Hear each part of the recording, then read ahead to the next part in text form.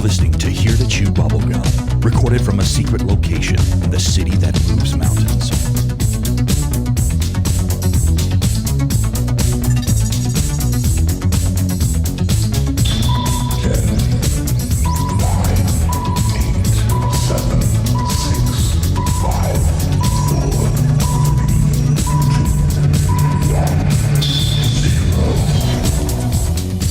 Greetings. I have come here to kick ass and chew bubblegum. Oh, man. Gum. I've come here to kick ass and chew bubblegum. Yeah, let's see. I've come here to kick ass. No, man, you've messed that up. I have come here to chew bubblegum and kick ass, and I'm all out of bubblegum.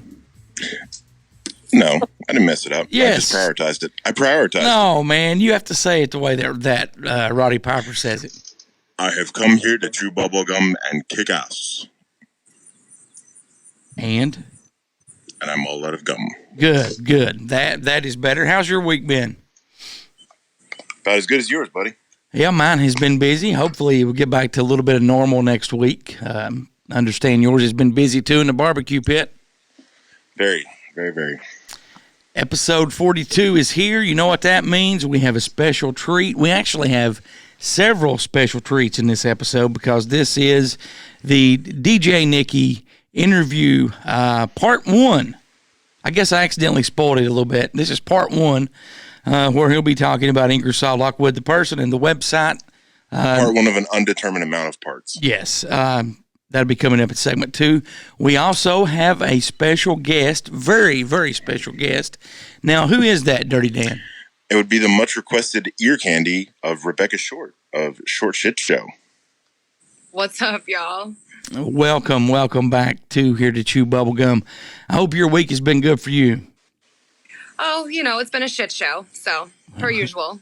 Can you guys hear me okay? Oh yeah. You're getting a really good level. Good quality sound as well on that.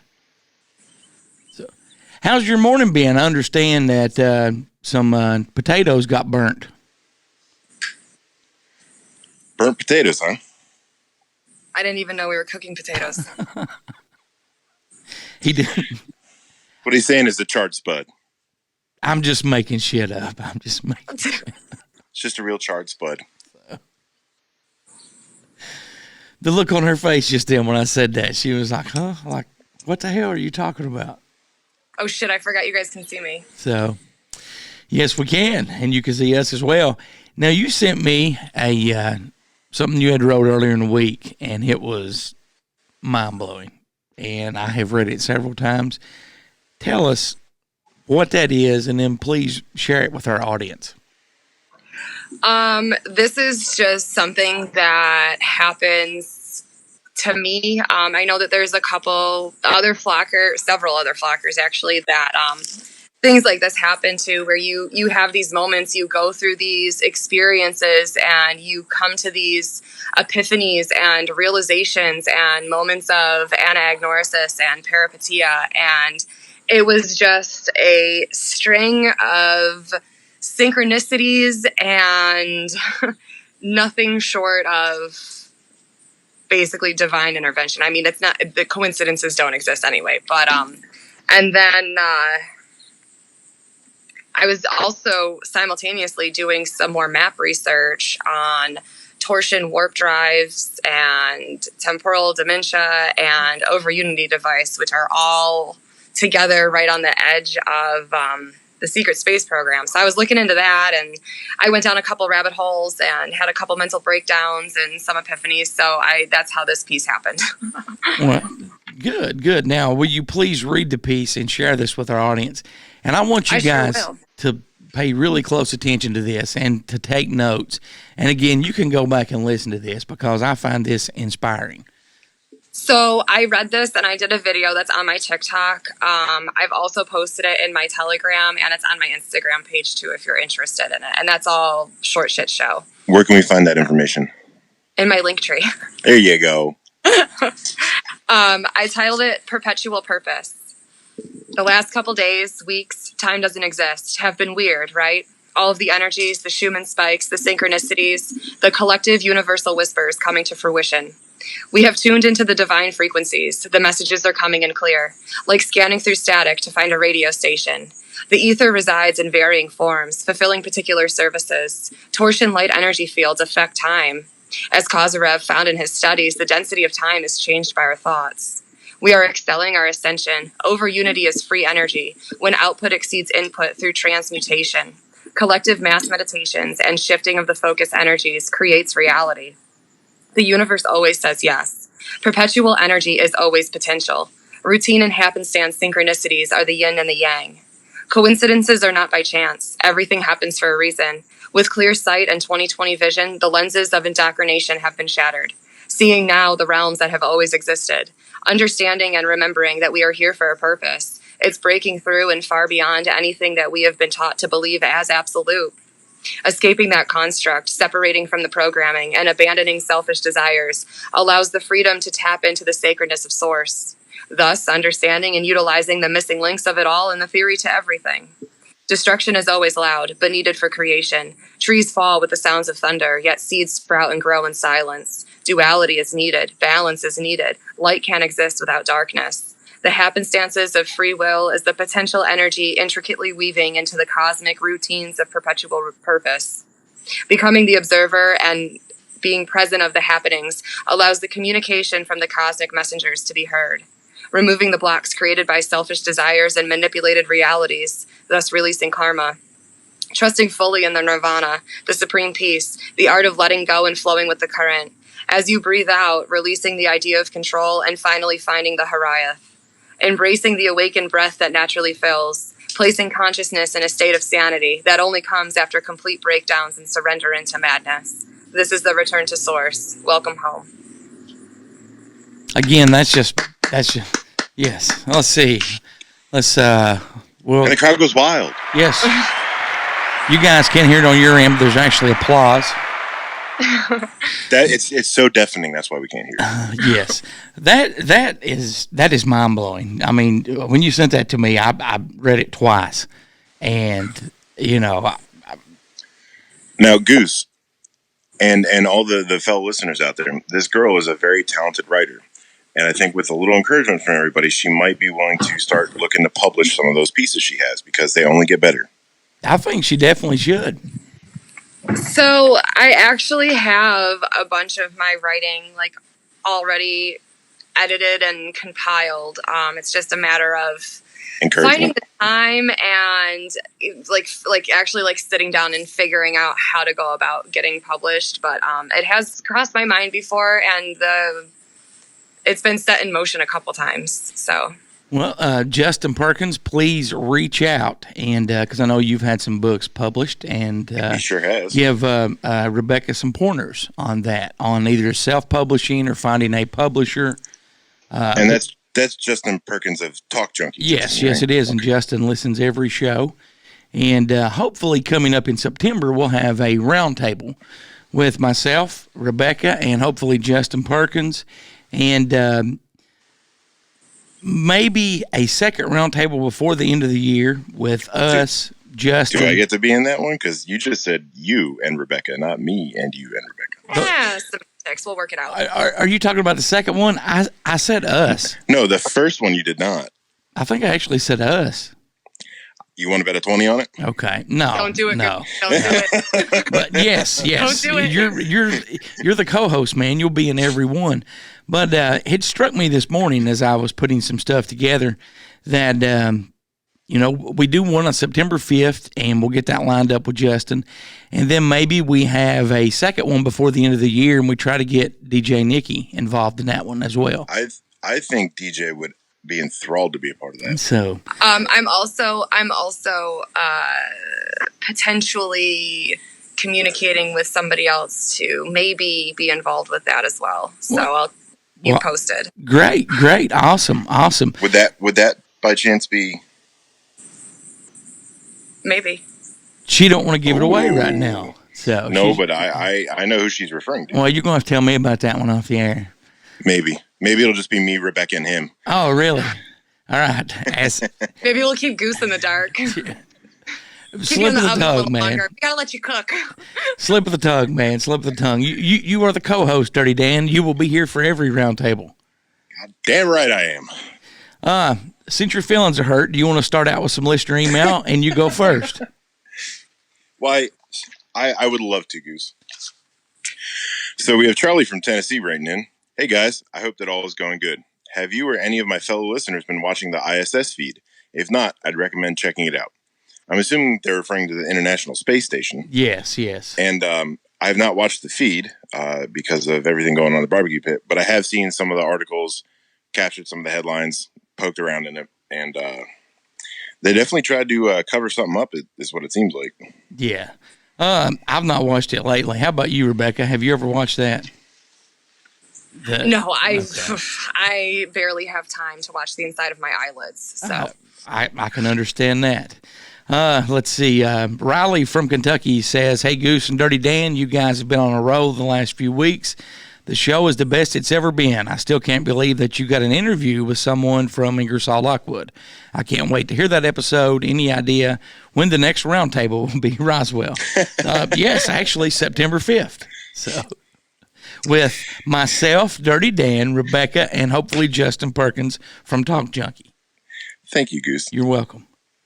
We got Clint from Indiana. Hello, Dirty Dan. I just wanted to say that you're a great addition to the show. Your knowledge and input has really made the ear candy sweeter. Dirty Dan is the man, and I'm a Dirty Dan fan. We should make shirts that say that. What, I'm a Dirty Dan man? Or I'm a Dirty Dan fan. I mean, I can add whatever to the merch store. So Yes, we do. That is true. When I was at Comic-Con a few weeks ago, I had a couple of people, maybe a handful, ask about shirts. And I have tried to design some, and I've just not liked what I come up with. Yes, ma'am, you have your hand raised. I'll take care of it. Okay. There was a guy that did tell me, and I can send you this. I'll text it to you after today's show. He said, when I picture your show, I picture the old Bazooka Joe single pack chewing gum or the gumball. And I said, maybe that's an idea. But I do have a blank one of those that I will send you that to see if you can use some way, Rebecca. And thank you very much. Jose. Hola from Mexico. I hope that my English translates well in written form. I have been to your country and have visited the Groom Lake area from afar. It was a fun trip, and I listened to the show while there. If you must go there, take a few amigos with you. Thank you very much, Jose. Jose, your English did come through fine. Our Goose just can't read it so well sometimes. We have Tina from Georgia writing in. It says, I recently read an article on what we consider to be an ancient body snatchers. Think incubus, succubus, even jinns, to be alien abductions or encounters. It makes sense that the unknown or whatever couldn't be explained at the time, though, science was passed off as religious or supernatural. What do you guys think? I will listen for your answer, and thank you for taking the time to read my email. Absolutely. If, like I said previously, if you are willing to write in, of course we will read it and acknowledge it and try and answer it. Call in as long as it's clean, put it on the radio or the podcast if it's not. But as far as answering that, for me, I'm in total agreement with that. That makes a lot of sense. What do you think, Goose? Yeah. That makes sense to me. I love that our listeners research stuff and then they email and ask our opinion on it. And that's something that I will do some more research on. But I totally agree with you. What do you think there, Queen Researcher? I totally agree. I think that gods and religious things were mistaken as aliens, or aliens were mistaken as gods and angels and divine intervention, which they are. I mean, technically, if you want to look at the basis of things, the basics of it, I mean, alien is anything that's non-human, that's not of this world. So technically, gods, angels, things of that nature are aliens because they are not human of this world anymore or never were. I mean, Ra is the bird. That's why he's represented that way in Egyptian culture and paintings. So is that Ra? Mm-hmm. Oh. Did you just did the light bulb just go on for you there, Dirty Dan? Light bulb. that heat from the grill is starting to affect your brain. Yes, it is. It's probably more the fumes I smell all the time, not so much the heat. I like her answer better than yours. You didn't. Well, I said I agree, and that's why I saved the best for last, Queen Researcher. And Goose, if I recall just from a few minutes ago, your answer was the same as mine. I'm going to go on to the next email, and after I read the next email, Rebecca, Fly over waterfowl. please give me your opinion first on it, followed by Dirty Dan. Benjamin from Kentucky. Hey, Goose, it's been a while since I've written in. I hope that your summer has and is going good. When are you going to do another Get Real segment? Well, yes, my summer is going good. I hope yours is too. Thank you very much, Benjamin. The Get Real segment, we will have another one in the future. I've had some people try to get me to get a Patreon account. Now, that is something I am thinking about. And maybe we'll do previews on the show of the Get Real segment and have them specifically on Patreon. Maybe. Rebecca, what's your thoughts and how's your summer going? I think that anything with the Short Shit Show on is a Get Real segment. I totally agree with you there. I mean, she's not wrong. I may not always be right, but I am never wrong. There you go. Well, I mean, but it's a this is my honest Rebecca thought or opinion, so feel free to scroll. Not actually titled "Get Real." Well, they were calling it that because of the one episode that we did where we, got some hate mail and stuff. I'm waiting for you to pick me. And Dirty Dan, what's your thoughts on that?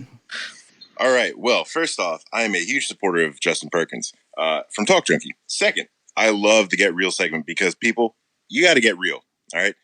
Right now, the country is in, and probably the world for that matter, is in a shroud of bubble la la land. All right.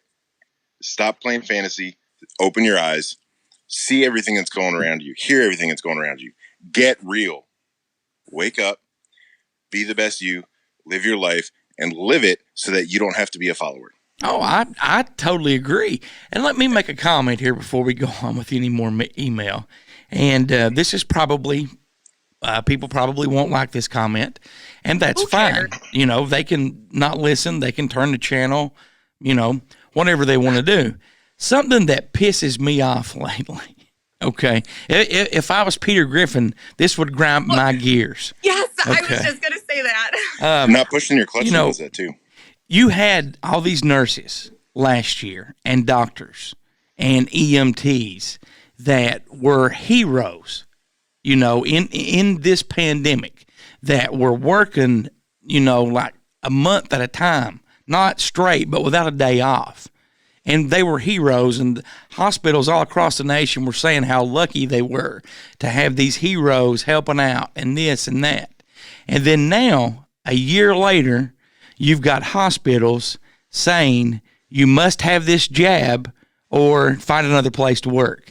That infuriates me. I don't care what your stance is on the vaccine or the jab, but you cannot 1 year be thankful to have this person and call that person a hero, and then the next year, tell them to go somewhere else and work if they don't get this. Rebecca? I just want to tangent off of what you're saying real quick. If you are having any issues like that with employment or school or anything of that nature, I can only speak kind of for the U.S. Because that's what I have the papers for. But I have very helpful documents that I can send to you if you find me through Telegram or send me an email through Rebecca at Here to Chew Bubblegum. But I am dropping all that information that was just handed to me. But it is very useful if you're struggling with that problem because legally they can't make you do shit. No. And these are legal documents she's talking about. And I've read them, and from a cookie factory point of view, they're very, very well written. And, that just infuriates me. And I did not mean to go off on my soapbox. Are you saying that's the way the cookie crumbles? Yes. Okay. Dirty Dan, what's your thoughts on that before we move on with the next email from you? You can get fucked and stay fucked. Well, that's, I mean, but That is honest, Dirty Dan thoughts right there. There you go. But does it not piss you off, though, that one year they're calling these people heroes and the next year they're saying you must do this? Yeah, it does. I have a very love-hate relationship with that word just based on previous work background stuff. And it's always you are praised and then you are revolted against tenfold. It is the worst of best and the best of worst. It is incredibly ignorant and selfish, trying to say that you have to do this. And chances are the person that's ultimately saying that didn't even do it. Right. Oh, yeah, definitely. You want to go ahead with your next email? Yeah. We have Reed writing in here. It says, "Hey, Goose and Dirty Dan. Last week's show was great. It was definitely worth the wait with the delayed time drop. I'm sorry. Keep the ear candy coming. Roswell, my friends." Well, thank you very much, Reed, for writing in. You don't have anything to apologize for, man. I do. But no, you don't. I get it.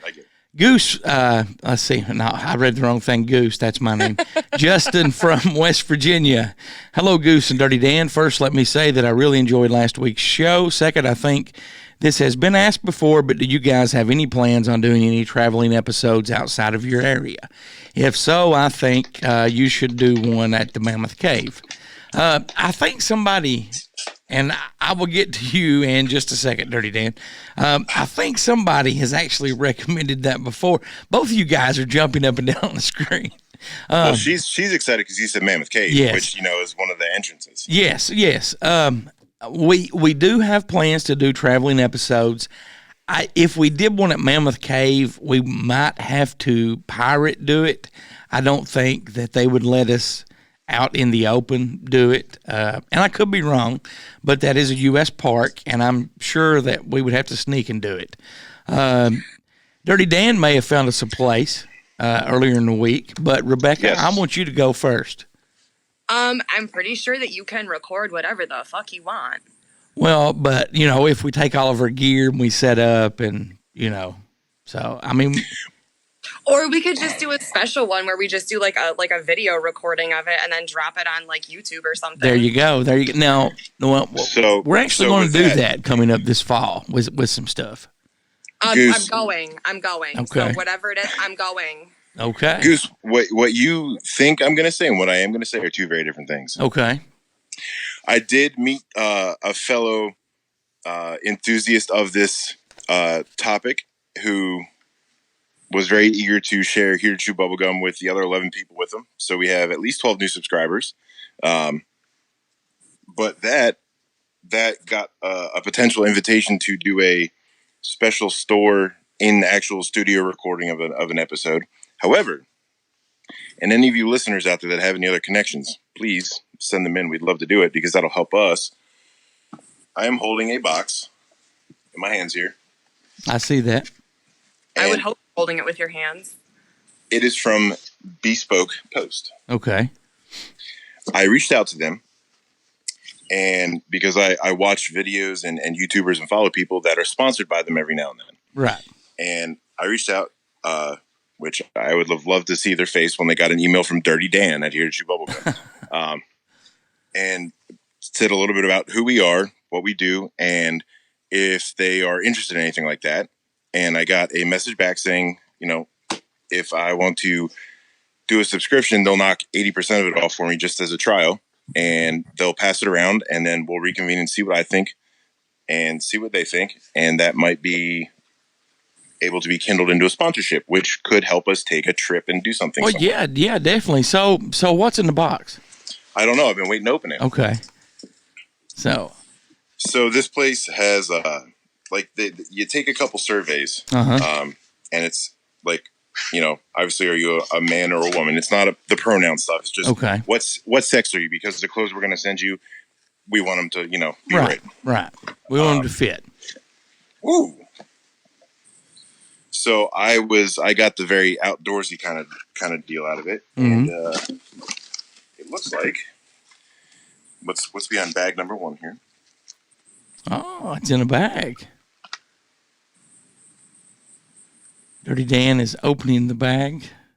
We are waiting with Oh, there's 2 things in excitement. there. And Okay. all right. We have damn, that smells good. Whew. Base Light Grooming Detox Scrub Bar for Men, gold moss and activated charcoal. So these are beauty products? No, it's like natural cleaning stuff. I don't know what that one is. Okay. So you, and ooh.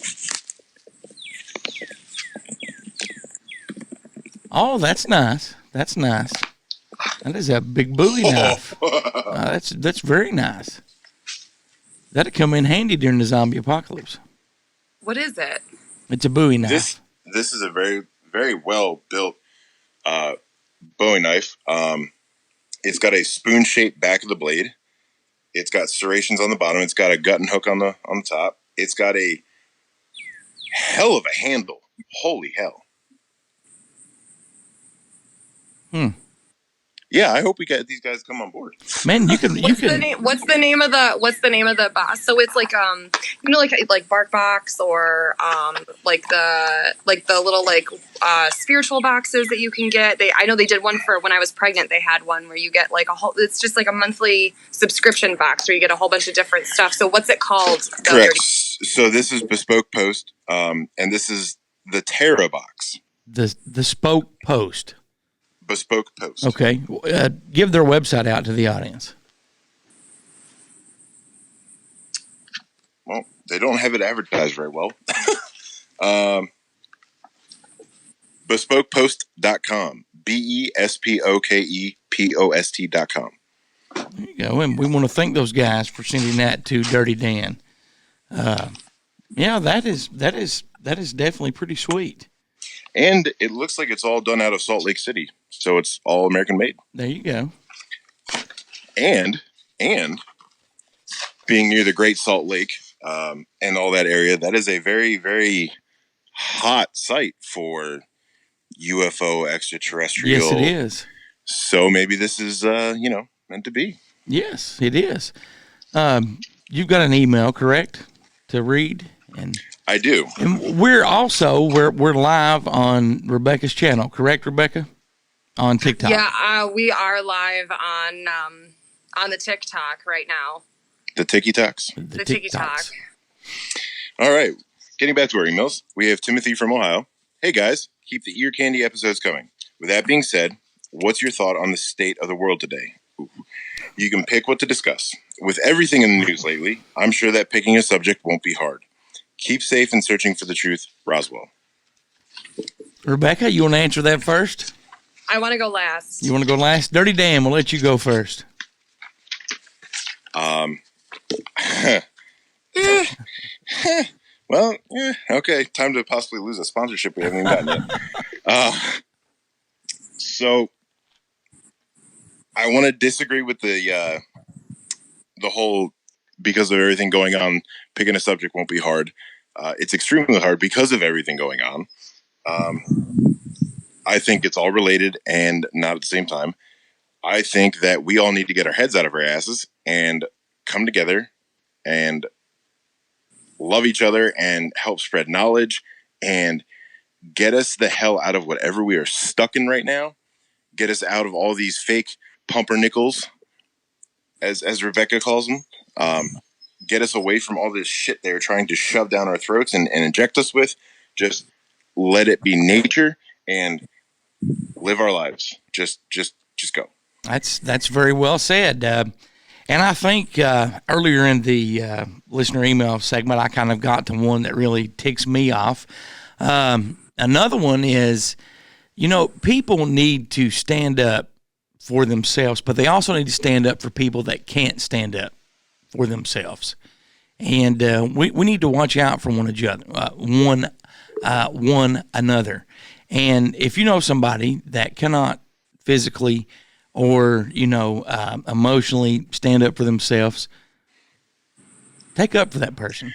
And it's not even about being a proud American or a patriot. It's about being a good fucking neighbor. Very well said. Very well said. Rebecca, what grinds your gears? I want to kind of go off of what both of you said, which is why I wanted to go last. And what I want to say on to that, as far as my opinion on the state of the world, right? That was the original question. Yes. I feel that there needs to be duality. There has to be destruction in order for there to be creation. However, because the universe always says yes, you have to start changing the way that you speak. You have to start changing the way that you interact with the world, with the universe, with nature. And you have to start giving your energy to proper things. Like, yes, I know that you guys are very pissed off about the whole COVID situation. There's a lot of flockers and people on live that are pissed off about this whole situation. But the fact that you're going around and saying that you're pissed off about it is you're still giving it energy, right? It doesn't exist in my reality. I don't even talk about it. It literally doesn't exist. I reject your reality, substitute it with my own, right, Dirty Dan? So close. So the other thing that I want to say onto your point, Goose, as far as coming together and standing up for one another and building a community, I can honestly, proudly, and confidently say that we have started just that with the Flock, with Telegram, with the Zooms. It's a virtual commune. It is everybody helping out everybody else, filling in the gaps, understanding that we all come from different backgrounds and journeys, and that our end goal is the same, and that coming together is what's important. No matter, there's going to be things that we don't agree upon. There's going to be things that we have, civil debates about and grow from. But at the end of the day, it's all about coming together. We have a plethora of topics that we discuss, and there's experts in every arena giving advice and helping others and growing and learning and sharing. And that's what it's all about. And we're doing it. It's happening.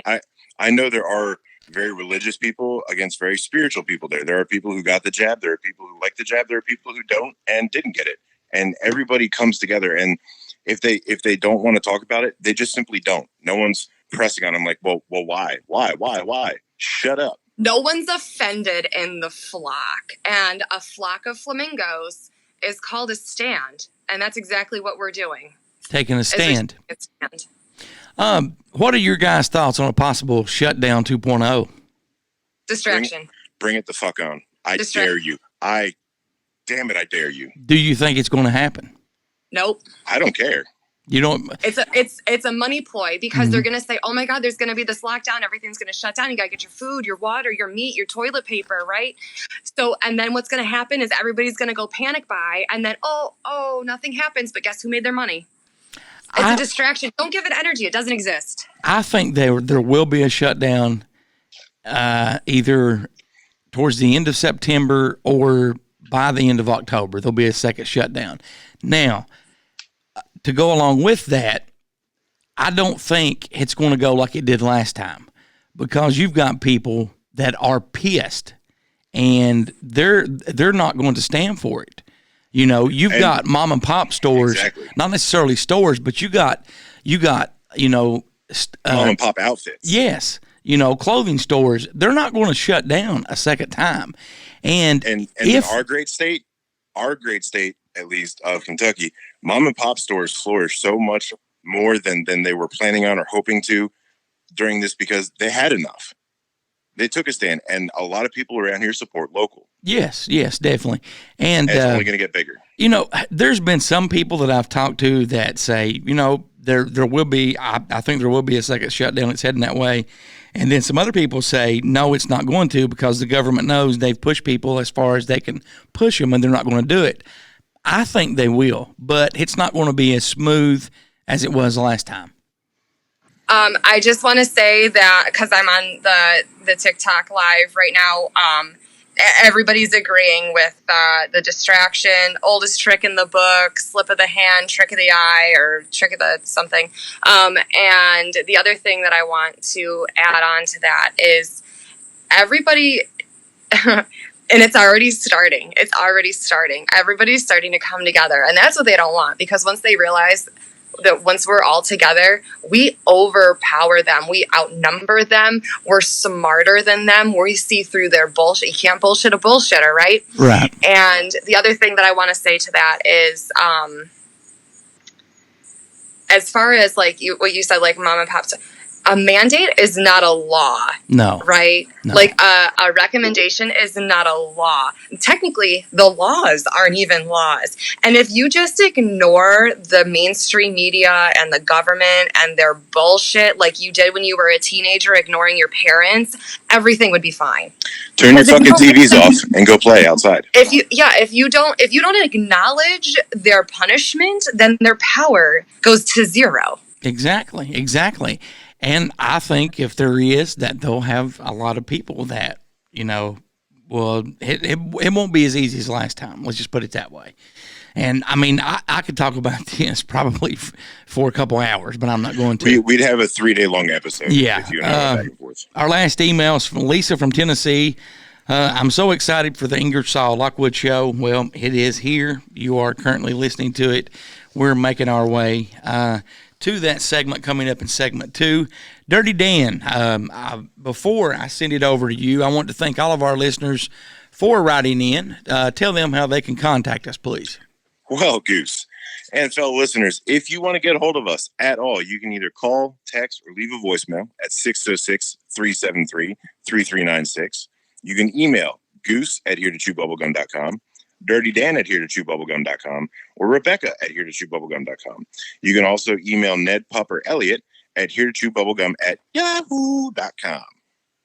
And we're going to take a short break and come back with segment 1. And in segment 1, Dirty Dan has a topic that he's been sitting on for a couple of weeks, and he is going to talk about this.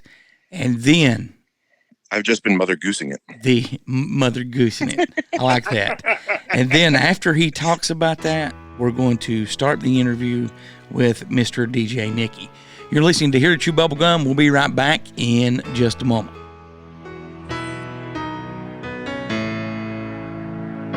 I turned away when you needed me. I thought the fire would burn. Take a lighter look into the darker side of the world. Join Elliot, Gertie, and Beagle as they jump into the dark abyss of hauntings, fables, UFOs, and beyond. The Spooky Family Podcast. You can find them where you listen to quality podcasts.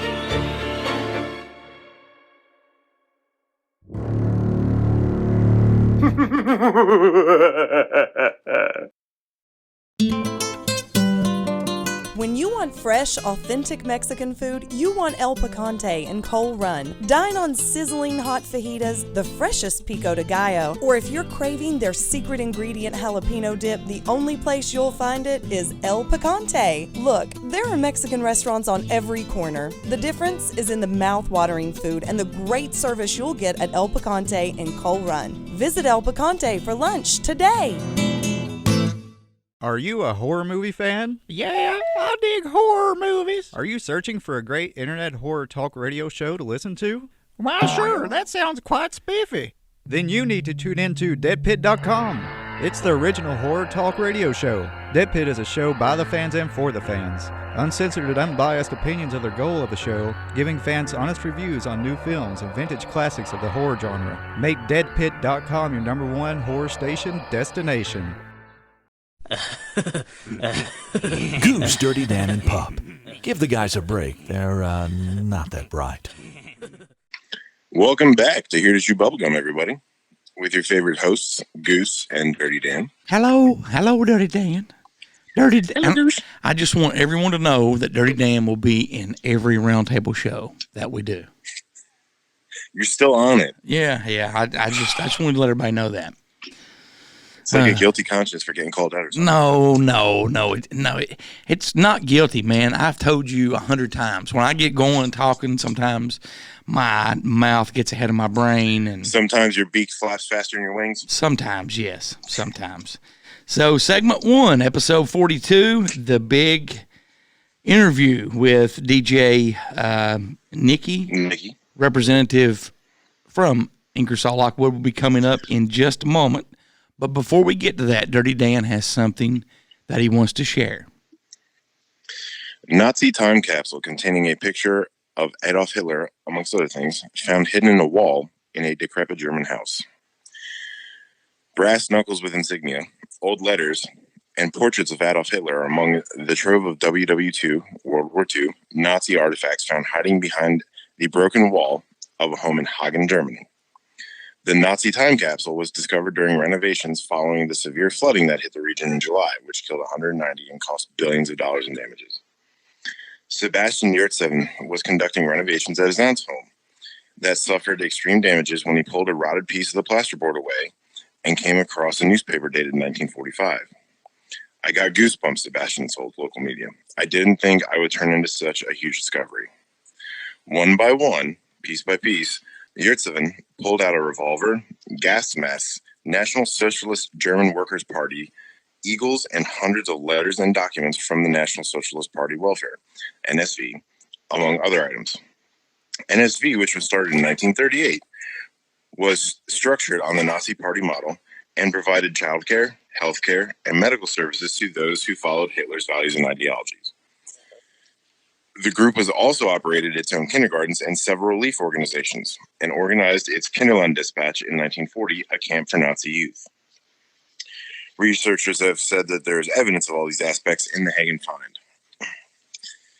NSV was funded through assets and money taken from Jews, and researchers believe the home was once of its headquarters. The artifacts are said to have been quickly tossed inside the foot-wide wall cavity in 1945, when Nazi members heard American forces were marching into Hagen. Archive manager Rolf Blank of the FAZ told the Frankfurter Allgemeine that must have happened very hectically. Such hasty disposal operations are known from countless diary campaigns, but to actually be able to secure such a find, that alone is a very exciting thing. They have a picture with the article that is, it's a very old brick and mortar construction, and you can see that it was hastily hand dug, and everything was stuffed back in there, and it definitely frozen in time. Doesn't look damaged by the elements or anything, and kind of a little scary that it's basically confirming this house was a headquarters for them. No, and this was a recent article, correct? I mean, this was July 30th. This was July 30th. Wow. So, I mean, that's not even a month ago. They found that. No. Wow.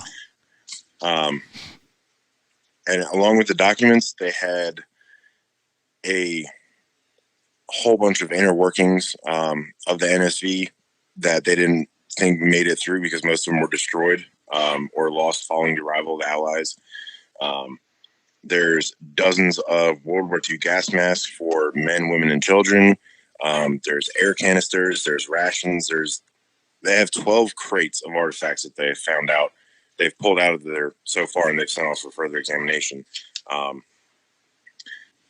Some of the things they've hinted at, where, as they said, is that it was a headquarters, but not just that, but there was an extended period of time that Hitler himself may have stayed there or fled to there and then left.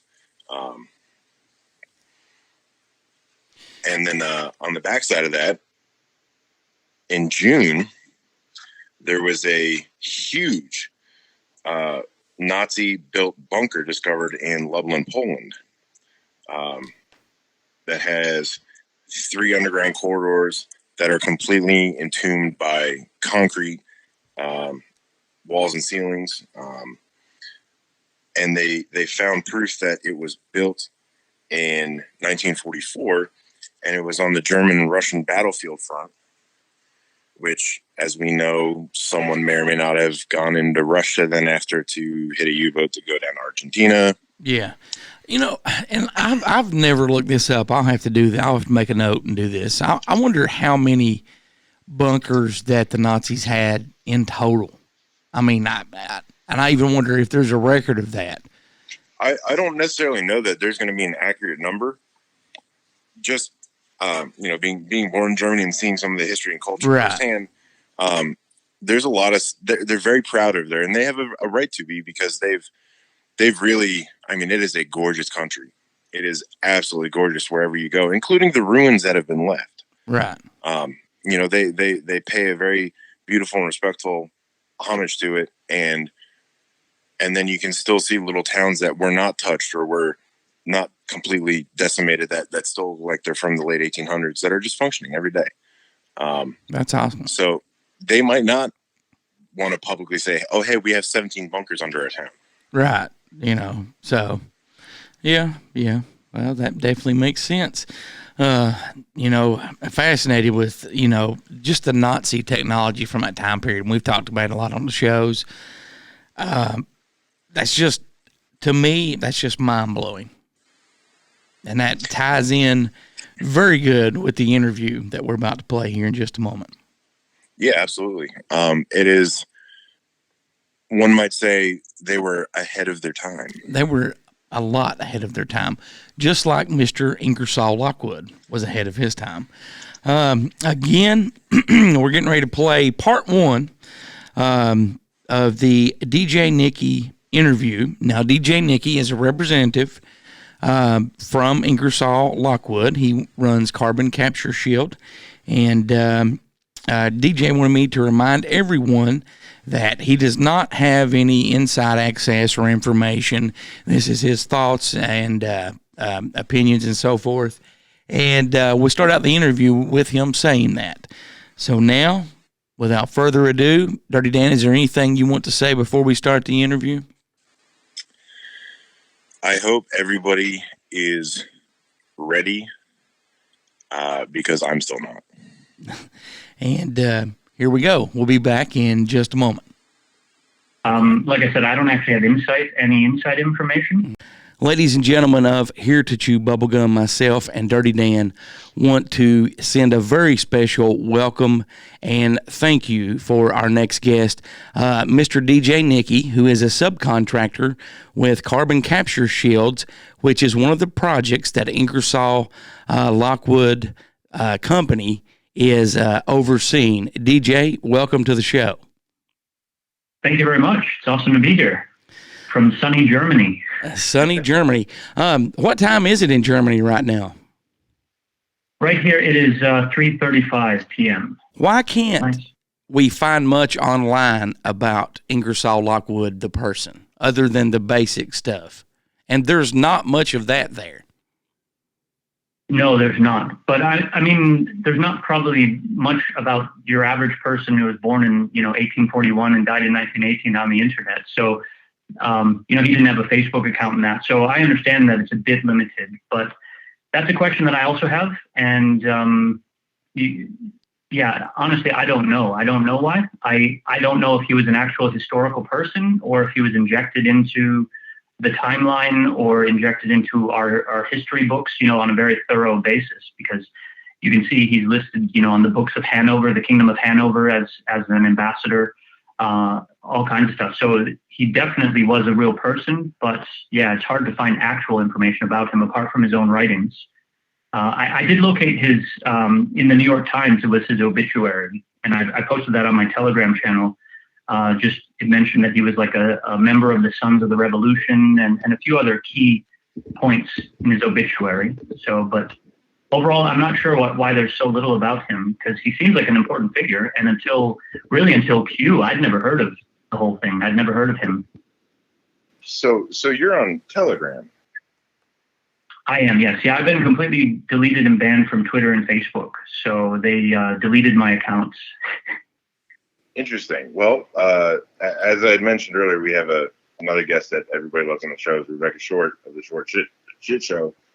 She has a very large flock gathering on the Telegram, as she calls it. So we'll have to come back to that later. But nice. Can you give us a little insight on who Ingersoll Lockwood was, other than him being a lecturer, a lawyer, an author in his family history? Well, he was clearly a patriot, and concerned about, and when I say patriot, I don't mean it in the modern colloquial sense of someone who, dresses in a flag and says, God bless the USA. I mean, that's the modern caricature of a patriot, but patriot comes from the root Latin word pater, which is father. And it just meant someone who expresses sort of a father-like protective instinct for others, especially their tribe or their nation. And so he was truly a patriot because he truly cared about humanity. He was one of the youngest diplomats ever for the United States. He was appointed by Abraham Lincoln himself as a diplomat to the Kingdom of Hanover.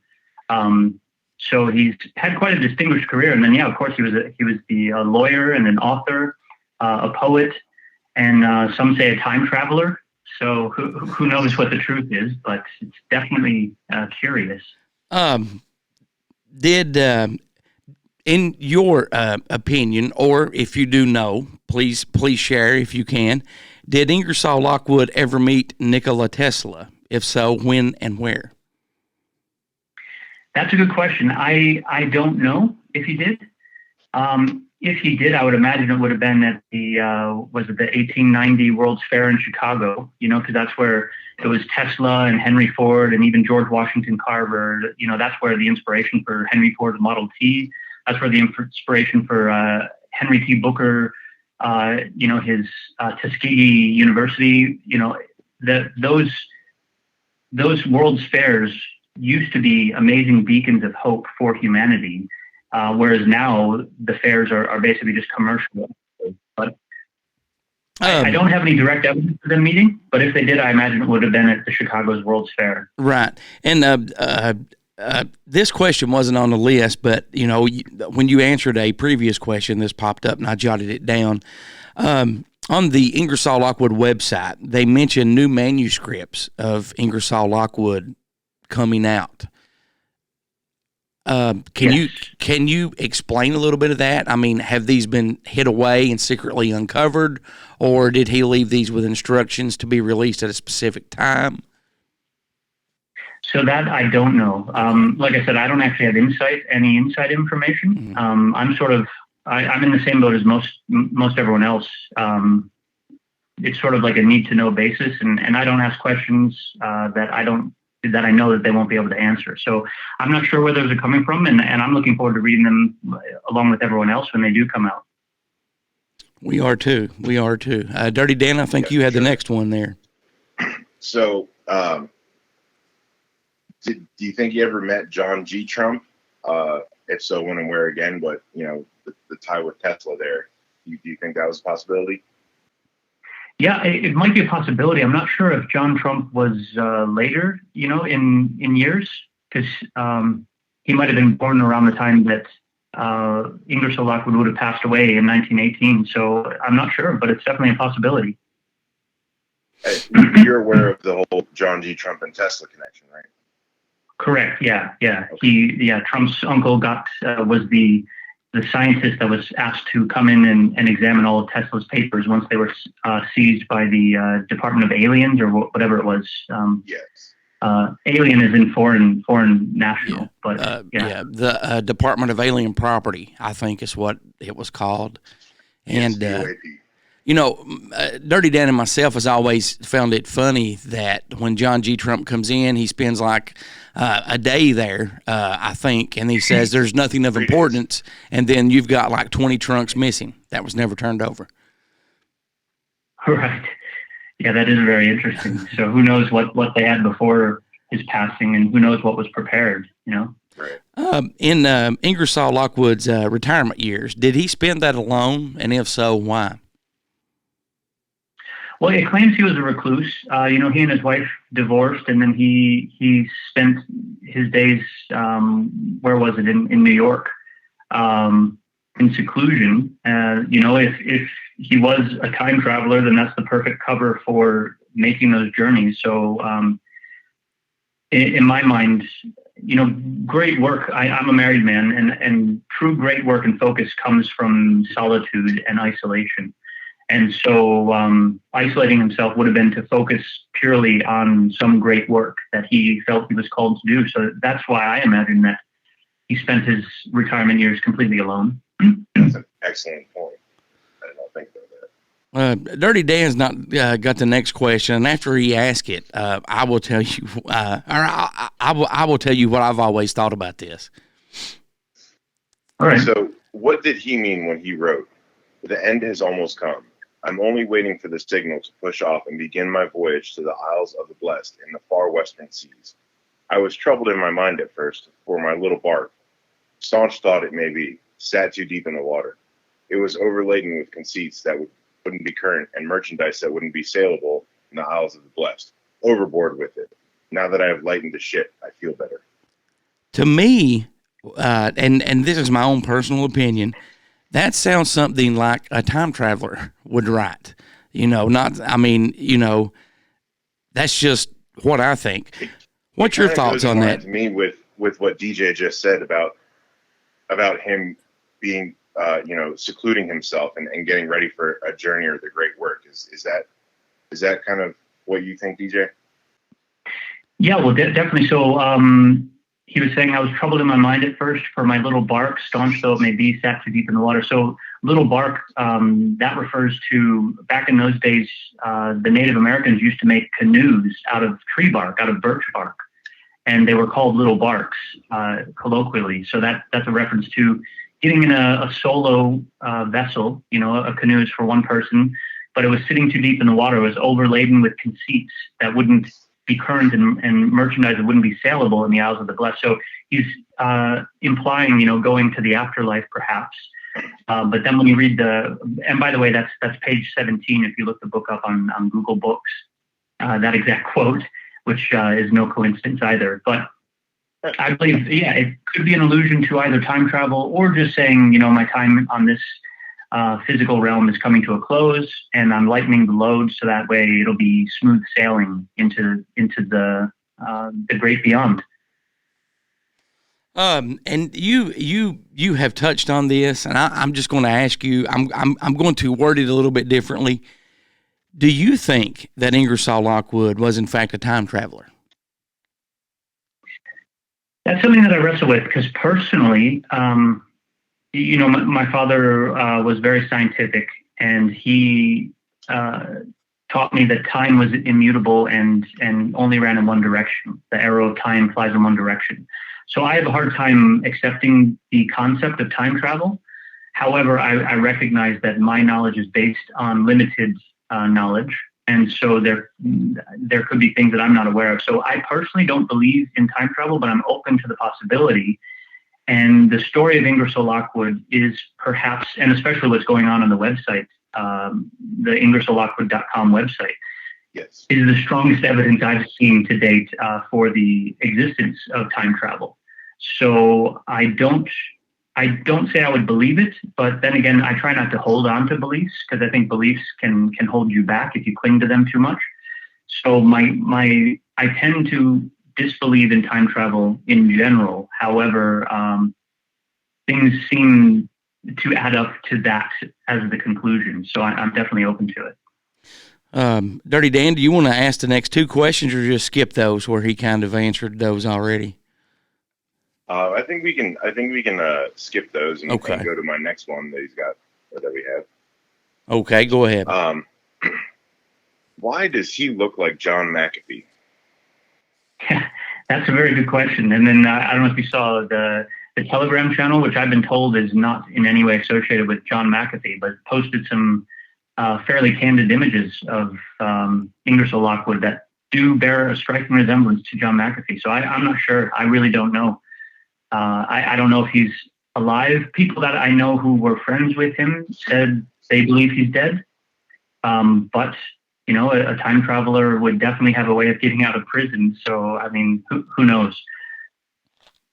Where do you think that Ingersoll Lockwood got his knowledge in regards to the Baron Trump novels? Yeah, that's another good question, especially like the last president. It just seems too prescient, it seems too coincidental, the way that it describes a lot of what's going on. And also in the Baron Trump's underground adventures as well, talking about the civilizations under the ground. And now, we're learning about all these deep underground military bases, and there's talks of entire civilizations that live beneath the surface. I'm not sure where he got his knowledge from, but it's fascinating. Dirty Dan has the last question in reference in the Ingersoll Lockwood the person section. Dirty Dan. Do you agree with a former high-ranking military officer when he said, anything you can imagine or dream of, our military already has, and is 300 years ahead of the public in technology that they use? Why or why not? Why not do you agree with that? I would definitely say that I believe that. Just the circles that I've been in throughout my life, I've met people who invented all kinds of things, but then had that seized by the military. When you learn about organizations like the Majestic 12, who came together to cover up the Roswell incident and totally mislead humanity. And when you look at the way human society is being run at the moment, it's people no longer research; they just obey. Whatever the school teacher says is the correct answer, and you're not allowed to ask questions. And that carries on into the work life, into religion, into government. It's what we're seeing in the world today. When the authorities say you must wear a mask, you're not allowed to question it. If they say get this injection because it's going to be good for you, you're not allowed to ask questions. And so I definitely believe that there is technology and inventions that are beyond what we can imagine. And who would have access to that but our military? Because it takes weapons to defend things that people want. So the U.S. military has those weapons. So if anyone has it, I would say the military definitely has it. And I want you to thank Paul and the other people at Ingersoll Lockwood for having you reach out to us and giving us this interview. Thank you very much. Dirty Dan? Yeah, along with what Goose said, having that talk, and then again having another somewhat regular guest on the podcast now, Rebecca Short, the Short Shit Show. And DJ, I'll invite you to look up her Telegram.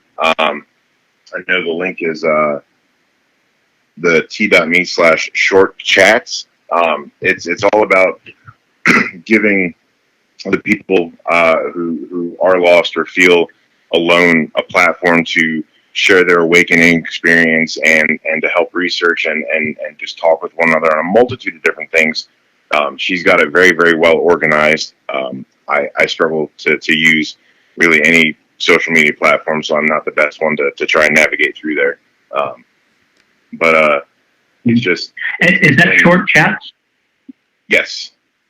Okay. Short Chats. Okay, thanks. Sorry, I didn't mean to cut you off. No, absolutely. And she's actually my wife as well. So nice.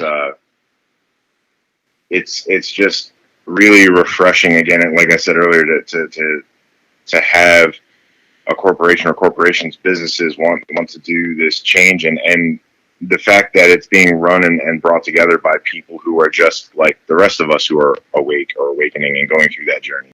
Yeah, it's a great time to be alive. And I take my hat off to you guys as well, because it's people like you who are taking responsibility for putting out accurate information. So thank you guys very much for everything you're doing too. Well, thank you very much, DJ. And welcome back to Here to Chew Bubblegum again. That was Mr. DJ Nicky, a representative from Ingersoll Lockwood. If you want to check out DJ's Telegram page, be sure to just go to if you have the Telegram app, search Secure Comms, COMMS, Secure Comms. If not, download the Telegram page and be sure to check out Secure Comms, COMMS. DJ also runs the Carbon Capture Shield project, which I recommend you doing some research on that and contributing to that. And any way that you can, either sharing the information or financially, whatever you can do. Well, with that, Goose, I don't know if you saw, he did personally thank you and I for helping them to reach their goal of $20,000 for their initial yes kick out. But he is the CEO of CCS, or the Carbon Capture Shield, and his relationship to Ingersoll Lockwood is that he reached out to them, and not only did some of the board members privately become investors for him, but are also sitting with him now. So not that he is with them per se, actually, but he is of them or with company of right very closely. Yes. So I don't want people to think that, oh my God, this guy's talking out. It's he is a very well respected, very smart man. He's a hell of a guy. He's done a lot of incredible things, starting in Kentucky. Yes. Back in 2017. And he has very strong ties and associations with and guidances to or from with direct members of Ingersoll Lockwood, the company, which hopefully will lead to a relationship with them being established. Yes. And coming up next week on the show, we'll have a part 2. Now, Dirty Dan, tell us what part 2 will be about. Because DJ himself is a very interesting guy. Fascinating guy. So like I said, it touched base on the carbon capture shield that he runs. It is about regenerative farming. And growing up working on a dairy farm, I didn't really understand what he meant by that, because, you know, when you grow any of your crops and whatnot, you rotate fields because of nutrients in soils. Everything takes something different. So you have to kind of rotate to allow that stuff to build back up and let something else come. And with regenerative farming, they've gotten it broken down so much to the science that anyone with any amount of grass can be a backyard activist, as he calls them. And you all will be able to hear more about that. I've reached out and we're talking to getting that kind of more of an easily accessible thing. So I think that would honestly take off a lot easier than the whole regenerative farming, because as you'll hear, you know, you have to start with the one, and then the neighbors will be like, oh, what's that? And then the neighboring farms do it, and then so on and so forth. So they have a very aggressive, possibly attainable goal in my mind of their time frame for that. But the backyard activist is something that anyone can pretty much do for next to nothing, and it'll only benefit them and anyone around them. And I totally agree. And you know, I hope to have, after next week, after part 2, I hope to have DJ back on where we talk to him about some of his experiences, some of his dad stuff, and he's just fascinating. Is there any question that you wish we had asked about Ingersoll Lockwood or Ingersoll Lockwood website that we didn't? Because I have one that comes to mind that I wish I'd ask. And I totally forgot it because I was just so excited that somebody had contacted us back. I can think of a couple that, you know, I would have liked to ask. I can't say wanted to ask. I think that I was really happy with that interview. I'm very happy with that interview. I think that everything that needed to be asked was asked, and I think the ones that I would have liked to have, that's in my gut's telling me that there will be another time when it will present itself. Yes, definitely. The only thing that I wish I would have asked that comes to mind right now is about the countdown clock.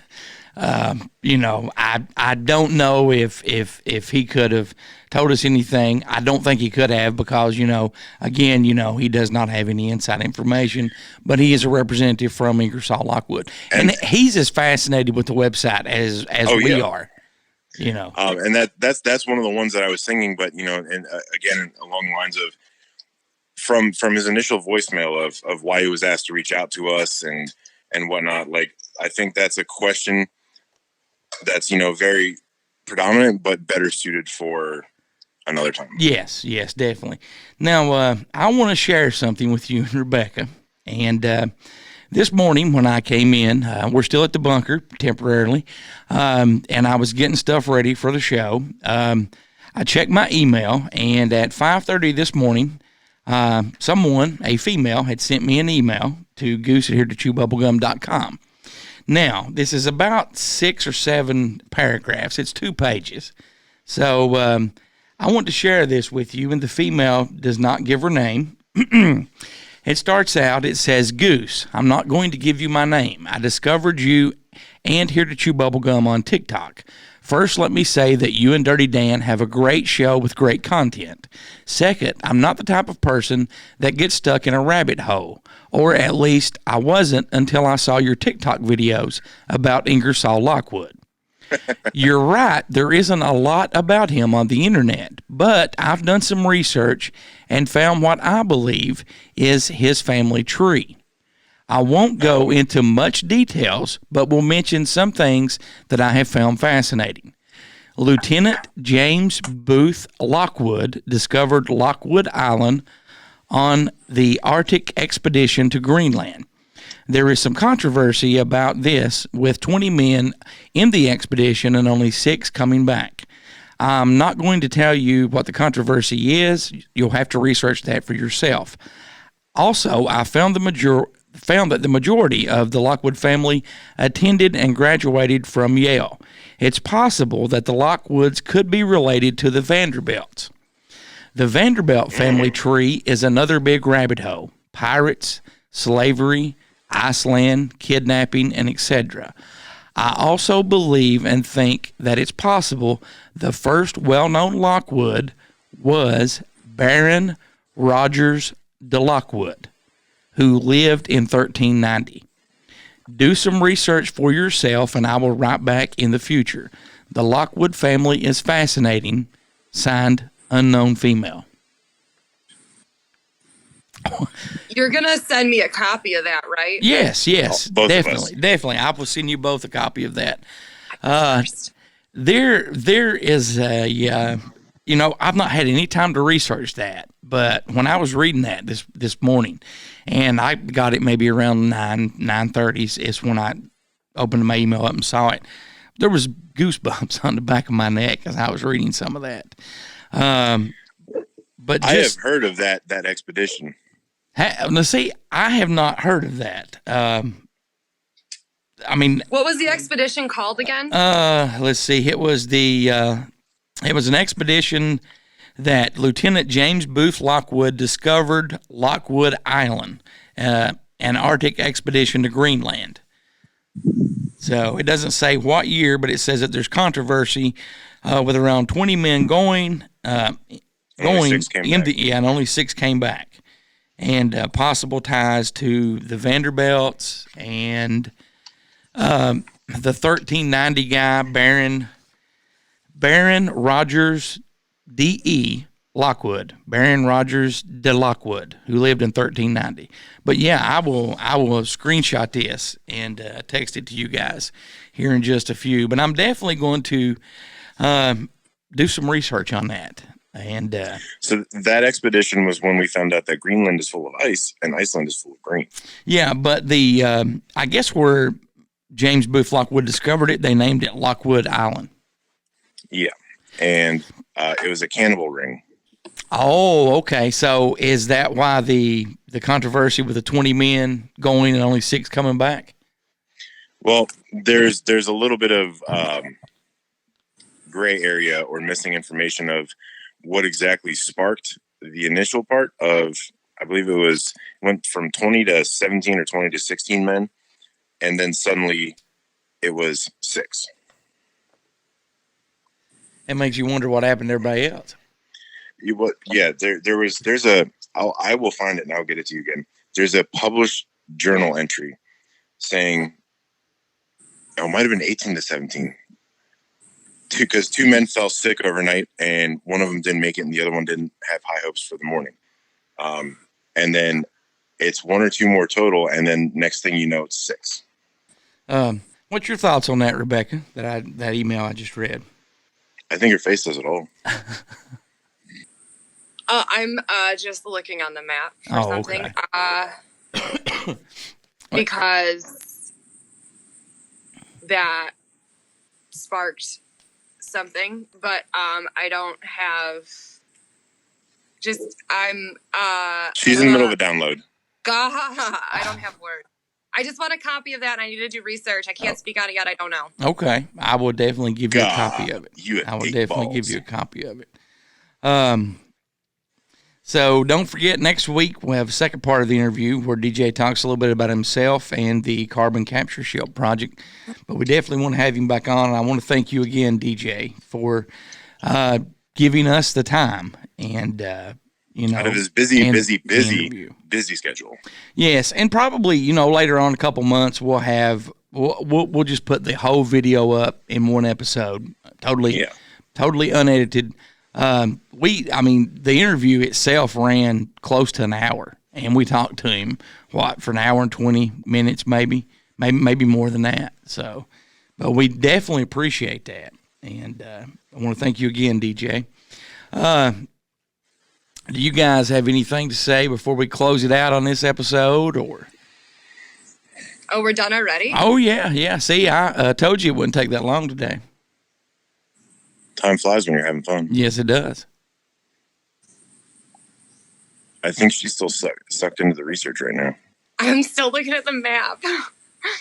Now, if you find something on the map that connects to that email, please. Isn't there a cannibalism ring? No, but there might be something. You're just shush. Yeah, Dirty Dan, shush. All right, Goose, shut up before I'll cook you. You know, waterfowl season's right around the corner, buddy. Yes. Be careful. Yes. I wouldn't stick your neck out too far there. Listen, just turn it on simmer for a second, all right? You go. Simmer down now. Simmer down now. I can't believe I like you. You love me, man. You love me. I do love you. But so let me ask you something here, because my beloved betrayal of an intimate writer in Dixon09 didn't write in this week. What are we still thinking about the anniversary idea? I've not had any thoughts right now. What about you? I mean, I'm still all for it. I kind of would like to have the listeners kind of email in the suggestions like we had gone over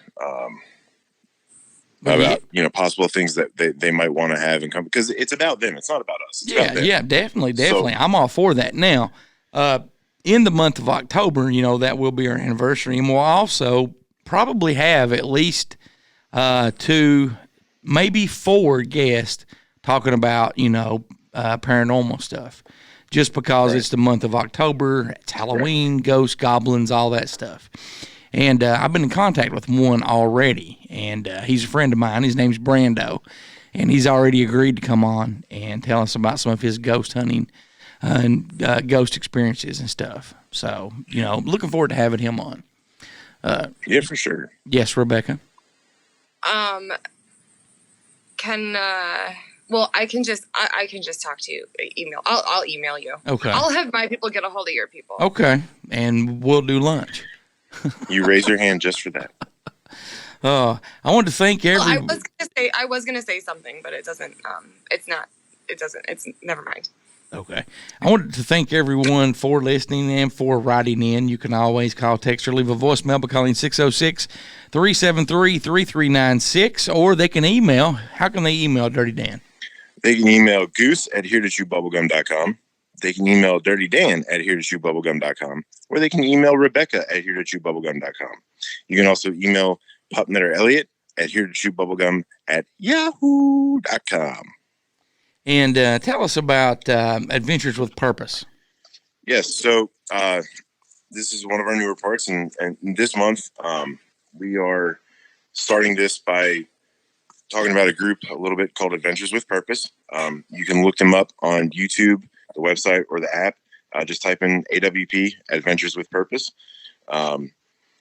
They are a very, very amazing group of people who have taken their talents and connections to the highest degree of self-service to give back to the people who really need it the most, and get left in the dark the most. They're a team of divers, and they go around and they take time off of work.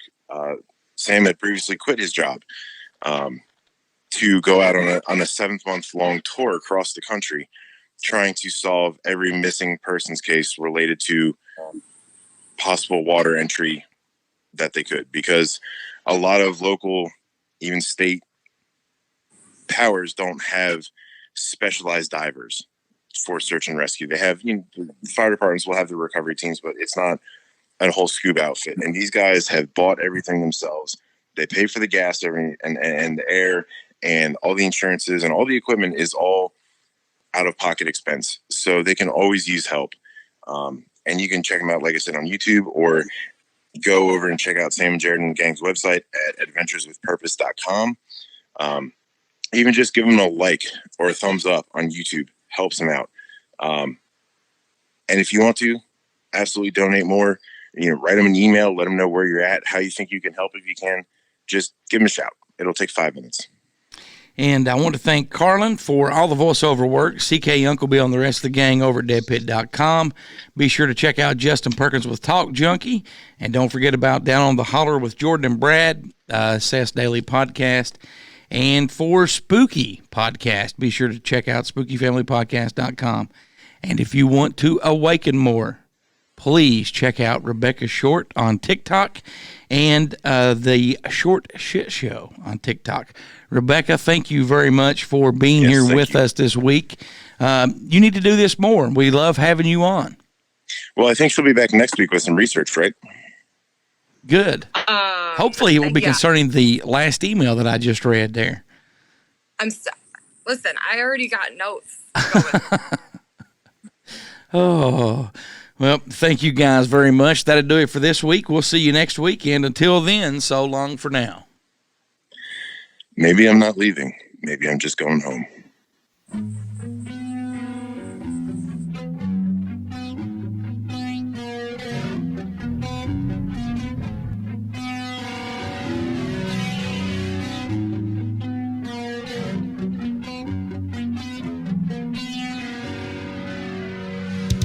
Thanks for listening to Here to Chew Bubblegum. Tune in next time as we dive deeper into things the government doesn't want us to know.